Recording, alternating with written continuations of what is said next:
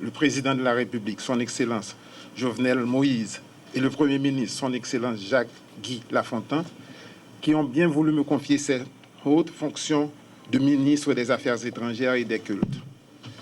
Je leur suis infiniment gré et leur donne l'assurance que je ferai tout ce qui est en mon pouvoir pour mériter la confiance placée en moi en servant la patrie commune avec un sens élevé de la responsabilité, du devoir et de l'efficacité. En acceptant d'intégrer l'équipe gouvernementale, je prends l'engagement d'impulser une nouvelle dynamique à la diplomatie haïtienne que j'ai eu le privilège et l'honneur de servir pendant une bonne trentaine d'années. Je prendrai soin de suivre scrupuleusement les instructions du chef de l'État qui a pour attribution constitutionnelle d'orienter la politique étrangère de la nation et du Premier ministre qui assure le monitoring de la politique globale de gouvernement. Toutes les actions et initiatives de la diplomatie haïtienne sous ma commande seront inspirées de la vision d'ensemble du développement du pays que le président de la République, son Excellence M. Jovenel Moïse, a présenté à la nation au cours de la campagne électorale et qui constitue l'essence même de son projet de société pour la durée de son quinquennat.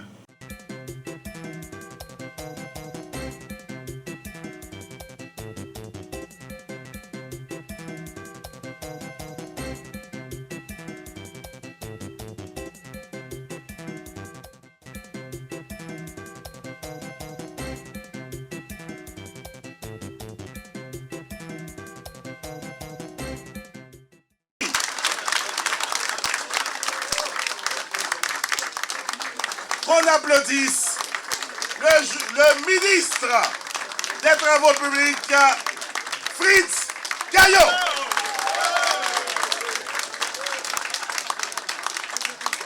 Les défis sont immenses.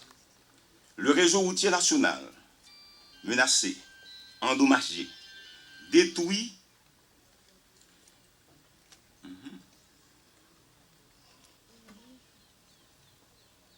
par toutes les catastrophes naturelles ou par la dégradation souvent malveillante des usagers, nous impose de développer une stratégie qui oblige à justifier d'une politique de préservation et de conservation d'abord, mais aussi d'une politique d'innovation et de l'augmentation afin que la route venue de partout et conduisant à tout soit une des composantes, sinon le moteur même du développement. Pour avoir été cadre du ministère des Travaux publics, puis directeur général, c'est-à-dire toute une carrière au ministère, je connais les problèmes auxquels il est confronté. Ils n'ont pas été sans conséquence sur son fonctionnement. Nous devons travailler pour rendre opérationnelle une structure technique orientée vers une analyse critique, autorisant une adéquation avec des enjeux qui déterminent le destin même du pays. Sans préjuger d'une réussite qu'il nous faudra provoquer et consolider ensemble, je peux dire, d'ores et déjà, notre foi en ce pays. Cela engage non seulement nos compétences, mais encore notre nécessaire et utile bonne volonté.